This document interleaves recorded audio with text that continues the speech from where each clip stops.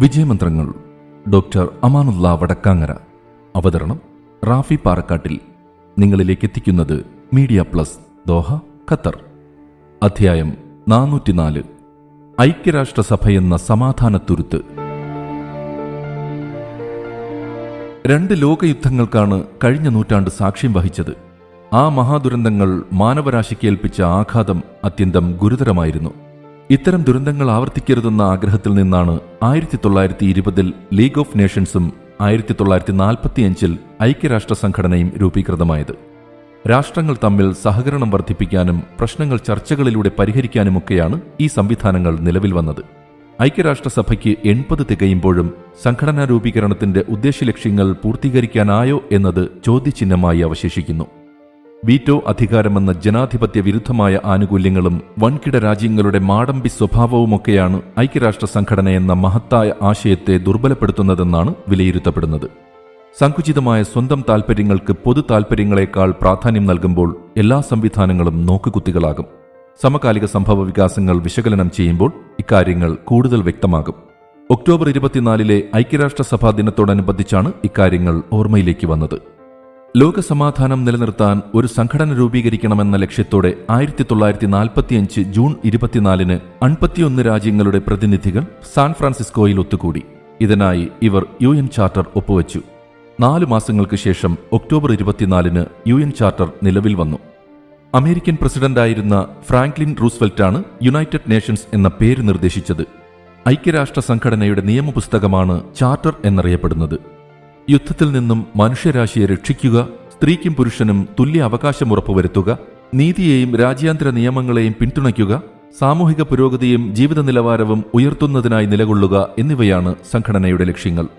English, Chinese, French, Russian, Spanish, Arabic എന്നീ 6 ഭാഷകളാണ് UN അംഗീകരിച്ചിട്ടുള്ളത്.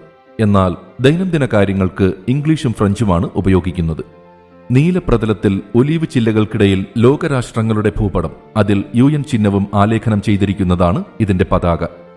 1945 October 30 India UNൽ അംഗത്വം നേടിയത്. 2ാം ലോക മഹായുദ്ധത്തിനു ശേഷം ലോകസമാധാനം നിലനിർത്തുക എന്ന ലക്ഷ്യത്തോടെയാണ് ഐക്യരാഷ്ട്രസഭ രൂപീകരിക്കപ്പെട്ടത്. അന്താരാഷ്ട്ര സമാധാനം, സുരക്ഷ എന്നിവ നിലനിർത്തുക, മനുഷ്യാവകാശങ്ങൾ സംരക്ഷിക്കുക, മാനുഷിക സഹായം നൽകുക, സുസ്ഥിര വികസനം പ്രോത്സാഹിപ്പിക്കുക എന്നിവയാണ് ഇതിന്റെ പ്രധാന ലക്ഷ്യങ്ങൾ. ഐക്യരാഷ്ട്രസഭാ ചാർട്ടർ പ്രാബല്യത്തിൽ വന്ന 1945 ഒക്ടോബർ 24 ഐക്യരാഷ്ട്രസഭ നിലവിൽ വന്നു. ഈ ദിനത്തിന്റെ വാർഷികം 1948 മുതൽ ഐക്യരാഷ്ട്രസഭാ ദിനമായി ആചരിക്കപ്പെടുന്നു. ഇതോടനുബന്ധിച്ച് ഐക്യരാഷ്ട്രസഭയുടെ മുഖ്യ കാര്യാലയങ്ങളുള്ള ന്യൂയോർക്ക്, ഹേഗ്, ജനീവ, വിയന്ന എന്നീ സ്ഥലങ്ങളിൽ ഐക്യരാഷ്ട്രസഭയുടെ പ്രവർത്തനങ്ങൾ പ്രകീർത്തിക്കാനായി അതതു സ്ഥലത്തെ രാഷ്ട്രത്തലവന്മാരെ ഉൾപ്പെടുത്തിയുള്ള ആഘോഷ പരിപാടികൾ സംഘടിപ്പിക്കാറുണ്ട്. 1972 മുതൽ ഒക്ടോബർ 24 ലോക വികസന വൃത്താന്ത ദിനമായും ഐക്യരാഷ്ട്രസഭ ആചരിക്കുന്നു. രാഷ്ട്രങ്ങൾ തമ്മിൽ സഹകരണവും സൗഹൃദവും നിലനിൽക്കുമ്പോഴാണ് ലോകത്ത് സമാധാനം പുലരുക. സമാധാനാന്തരീക്ഷത്തിലാണ് ക്രിയാത്മക ചിന്തകളും മാനവിക പുരോഗതിയും സാധ്യമാവുക. അതിനാൽ ആയുധ കൂമ്പാരങ്ങളല്ല, സഹകരണത്തിന്റെയും സമാധാനത്തിന്റെയും സാമൂഹിക പരിസരമാണ് നമുക്ക് ആവശ്യം.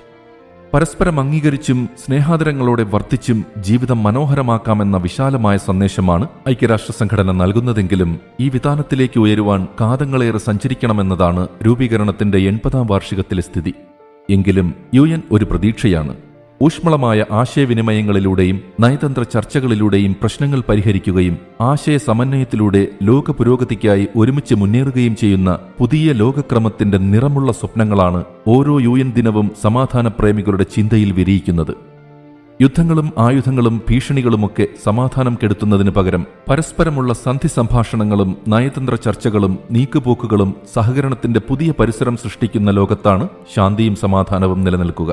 മാത്രമല്ല, രാഷ്ട്രങ്ങൾ പ്രതിരോധത്തിനും ആയുധ സംവിധാനങ്ങൾക്കും നീക്കിവെക്കുന്ന ഭീമമായ തുകയുടെ ഒരു വിഹിതമെങ്കിലും മാനവിക വികസനത്തിന്റെയും സാമൂഹ്യ പുരോഗതിയുടെയും ശാക്തീകരണത്തിന് വിനിയോഗിക്കുന്നതിലൂടെ രാജ്യങ്ങളുടെയും സമൂഹങ്ങളുടെയും വികസനവും പുരോഗതിയുമാണ് യാഥാർത്ഥ്യമാവുക.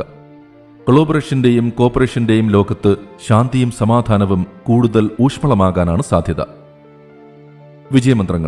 വിജയമന്ത്രങ്ങൾ സംബന്ധിച്ച നിങ്ങളുടെ വിലയേറിയ അഭിപ്രായങ്ങളും നിർദ്ദേശങ്ങളും 00974 555 26275 എന്ന വാട്സ്ആപ്പ് നമ്പറിലോ ceomedia+@gmail.com എന്ന ഇമെയിൽ വിലാസത്തിലോ അറിയിച്ചാൽ സന്തോഷമാകും. ഏവർക്കും ശാന്തിയും സമാധാനവും വിജയാശംസകളും നേർന്നുകൊണ്ട് ഞാൻ റാഫി പാറക്കാട്ടിൽ താൽക്കാലികമായി വിടവാങ്ങുന്നു. പുതിയൊരു എപ്പിസോഡുമായി അടുത്ത ദിവസം കേട്ടുമുട്ടാം.